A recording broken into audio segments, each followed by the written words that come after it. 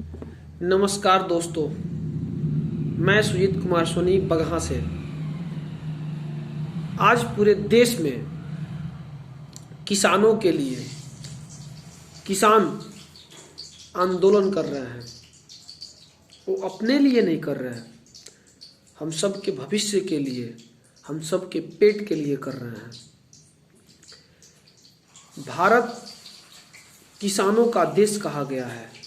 भारत की आत्मा गांव में बसती है, ऐसा बापू ने कहा है।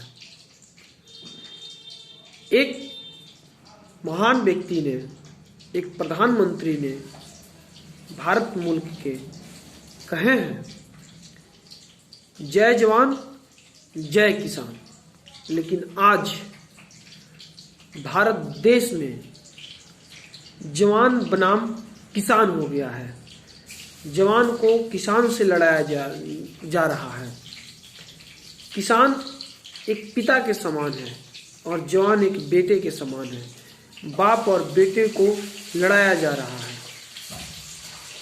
भारत की इकोनॉमी, भारत की अर्थव्यवस्था की जो ढांचा तैयार की गई है, उस ढांचा को समझना बेहद जरूरी है। साथ ही साथ हमें यह भी समझना है कि अमेरिका में जो किसानों की संख्या है, किसानी की जो परसेंटेज है, 2 से 3% लगभग किसान बचे हुए हैं। यूरोप की बात करें तो यूरोप में हर मिनट 2 मिनट पर एक किसान किसानी करना यानी खेती करना छोड़ रहा है। ये बहुत दुखद खबर है।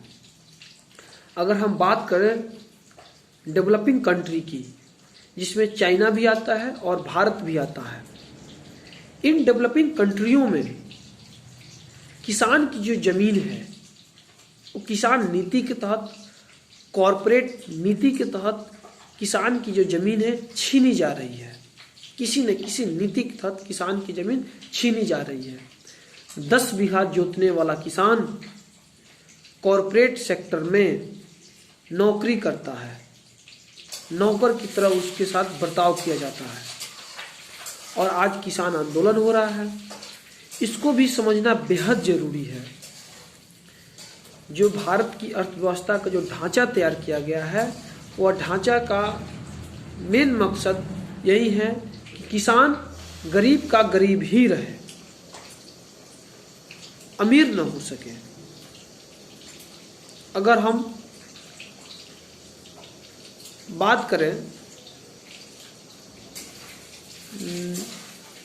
कुछ साल पहले की, लगभग 70 से 80 के दशक की, उस समय गेहूं का प्रति क्विंटल जो रेट हुआ करता था 76-77 रुपया क्विंटल हुआ करता था।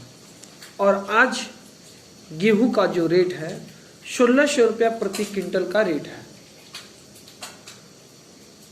रेट जाहिर सी बात है बढ़ा हुआ है, फायदे की बात है किसानों के लिए।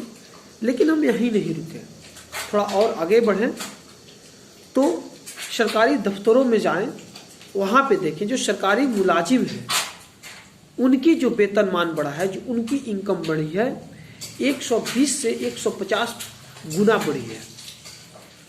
दूसरे सेक्टर में चलें, जो स्कूल के टीचर हैं उनकी जो वेतनमान बढ़ा है 280 से 300 गुना बढ़ा हुआ है। अगर हम कॉलेज यूनिवर्सिटी के प्रोफेसरों की बात करें तो 150 से 170 गुना बढ़ा हुआ है। ये है भारत की नीति, ये है किसान विरोधी नीति। अगर किसान की इनकम की बात करें तो धान और गेहूं है।